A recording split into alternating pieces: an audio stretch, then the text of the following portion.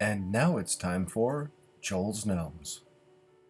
Hello, welcome to Joel's Gnomes. I am Leander, I'm one of Joel's Gnomes. And today we're going to do a follow-up to a very early video we did about how to make a wine cork wreath. You may have noticed that we all have a new look temporarily. We used to have nice full beards, and Tuco said, let's try something new. So, thanks a lot, Tuco. So we're going to be shaving this off soon and starting new beards. But in the meantime, we are going to do a follow-up to that video. This is the original wine cork wreath that we had. All the wine corks were supplied by Joel and his friends and family. It takes about 225 wine corks to make this wreath. So while all of his friends and family are now unfortunately recovering at a Betty Ford clinic, and you just want to make another wine cork wreath until they get out of recovery, we're going to teach you how to do that. So this original wine cork wreath, all these wine corks are individual. They tell about travels and parties, things like that. They have nice patterns and emblems on them. But the drawback to that is that they come in a lot of various shapes and sizes. So you might start out with a nice pattern, and then you might get into a spot where it just doesn't match the rest of it. So today we're going to make a brand new wine cork wreath. So if you want to watch the original video on how to make a wine cork wreath, we're just going to supplement that and teach you or tell you a little bit about what went wrong with the original one and how you can improve it. So you'll start out with a straw wreath form.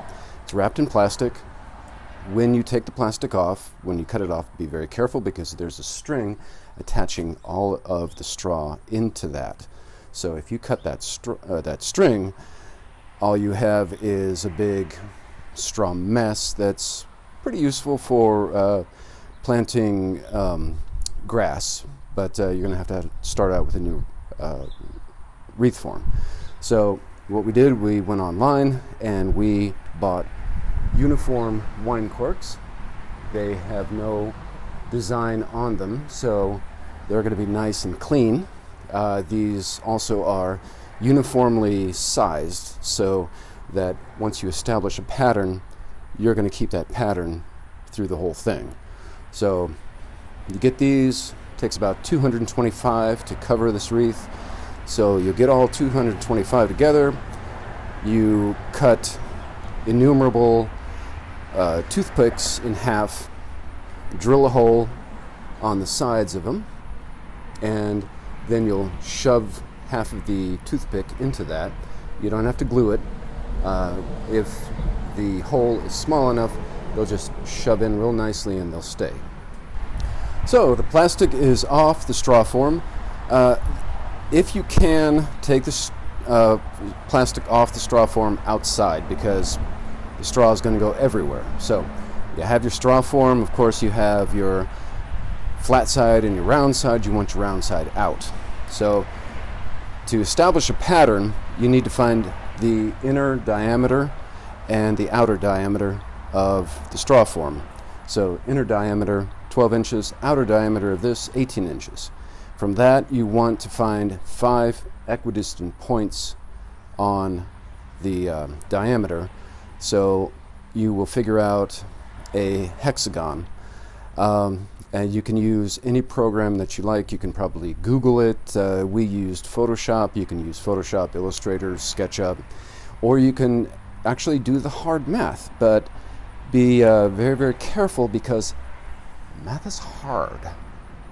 So we figured out that the 5 points on the inside, 12 inches, is about 7.5 inches from point to point. So we marked on a stick 7.5. The outside, the 5 points come to about 11 3/4. So there's that on the stick.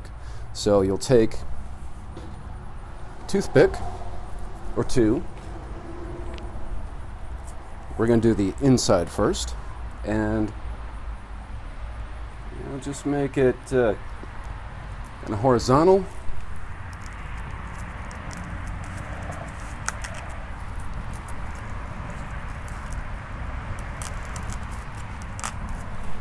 Okay, you got your horizontal.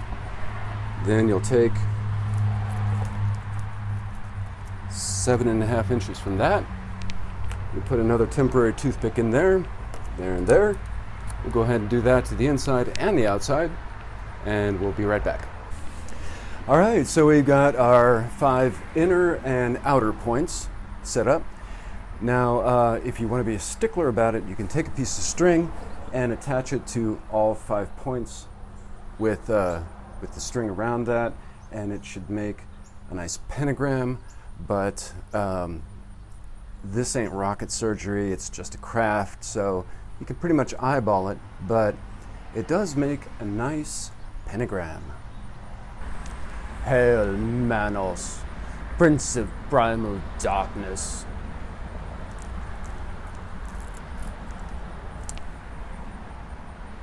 Okay, from there you'll use your toothpicks, temporary toothpicks, as a guide, and you will do 2 rows temporarily. Don't glue them in yet. You'll have 1 row here, spirals out from one of the inner points to the outer points, and then the next one from the inner point to the outer point. That helps establish the distance between everything to make the pattern. So once you got those 2 lines set up, you can permanently glue the first line in, and then you just alternate 50% of a difference with the next row, and what you'll get is a half of a shape or length to the cork at one of the ends on either way. So save a few extra corks. You're going to cut them in half and put some more toothpicks in there, and that will fill it up. It's going to be super tight on the inside, a little bit loose on the outside. We do like a little bit of the straw to show, because it kind of shows that it's not machine made, it's handmade. So originally in the first video we used hot glue. Now hot glue, it's okay, but it doesn't really adhere too well all the time. We discovered that Titebond 3, it's a water-based, looks like Elmer's glue. You can get it in any home big box store. That works a lot better. When it dries, it's straw colored. It doesn't expand, as well as it is waterproof once it's dry, so you can use this wreath outside, and it's going to be a lot more durable. So what you'll do is you'll just keep following this pattern ad nauseum all the way over, and that's where the expense, if you want to buy one of these wreaths, comes in. Takes between 5 and 7 hours to do total.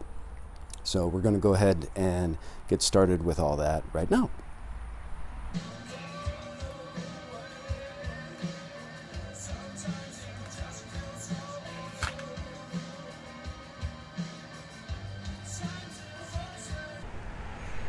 Okay, we're done. The new one's on the left, previous one's on the right. New one, because the corks were larger and the weave, the pattern was just a little bit looser, only took about 160 corks, so not as many and not as time consuming as the one on the right. So whichever preference that you like, go ahead and try one. So once again, I am Leander, one of Joel's Gnomes, and we thank you very, very much for watching. Here it is, hung up outside. You can hang it outside if you want.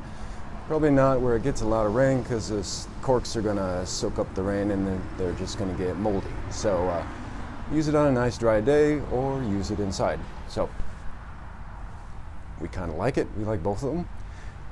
So if you like what you see, please hit the like button, and if you haven't subscribed yet, please do hit the subscribe button.